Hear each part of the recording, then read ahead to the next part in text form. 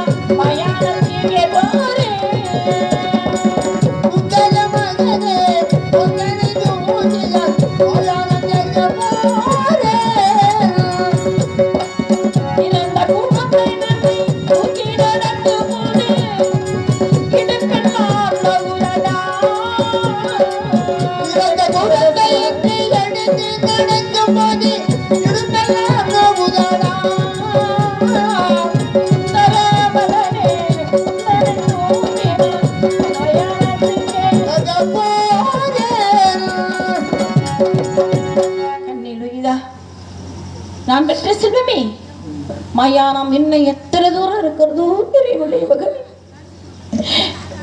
நான் பெற்ற செல்வமே, நீ இறந்து உனக்கு நான் கொள்ளி வைக்க வேண்டுமா மகனே? உற்றார் உறவினர் சொந்தம் பந்தம் இல்லாமல் உன் தந்தை அருகில் இல்லாமல் மயானத்துக்கு தூக்கி போறேன் மகனே. தூக்கி சென்று உன்னை தகனம் செய்ய போறேன் கண்ணி. நான் பெற்ற செல்வமே, இதுதான் விதியா?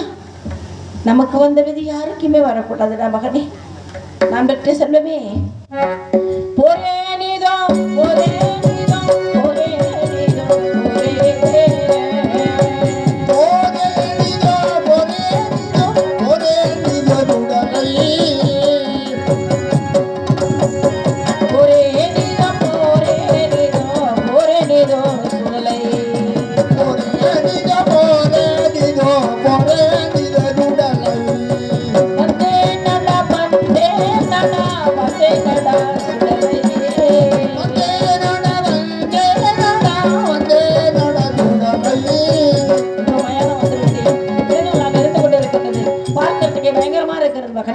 நான் பெற்ற செல்வமே, அயோத்தியாவில் நீ இறந்திருந்தால் சந்தன கட்ட இடைக்கு குடிமுறைகள் புரசொந்த நிற்க உள்ளதாக செய்ய மாட்டாங்க மகனே. இப்பொழுது உற்றார் ஒரு சொந்த பந்தம் இல்லாமல் நான் பெற்ற செல்வமே உன்னை நான் தகனம் செய்ய போகிறேன். உன் தந்தை இல்லாமல் உன் தந்தைக்கு யாரடா போய் சொல்வார்கள்?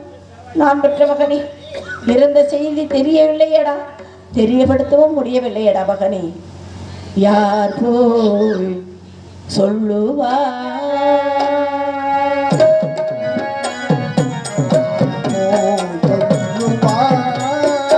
இந்த வேலை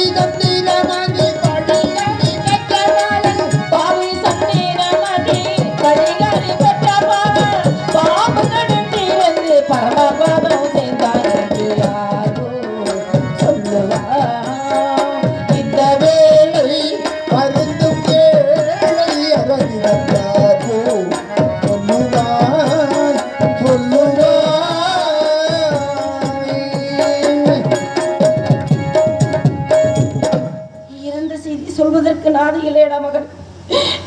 உன் தந்தை அருகில் இல்லாமல் இந்த பாவி தகனம் செய்ய போறேன்டா மகனே. நான் என்னடா செய்வேன் மகனே கண்ணே.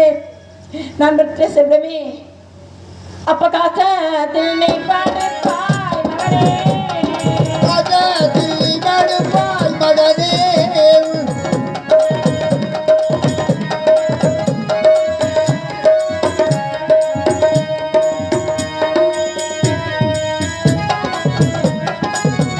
அப்பதாக தில்லி படுப்பாய் மகனே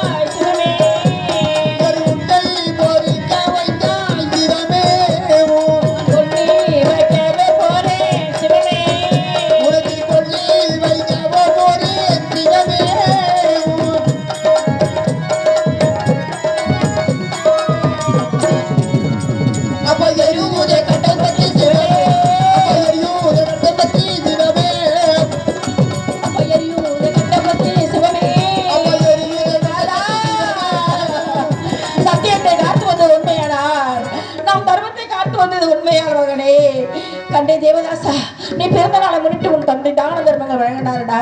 அன்னதானம், சொந்ததானம், பூதானம், வஸ்திரதானம் இப்படி சொல்லப்பட்ட 32 தானங்கள் வழங்கினாருடா மகனே. நான் பெற்ற மகனே, உன் தந்தை அருகில் இல்லையடா மகனே.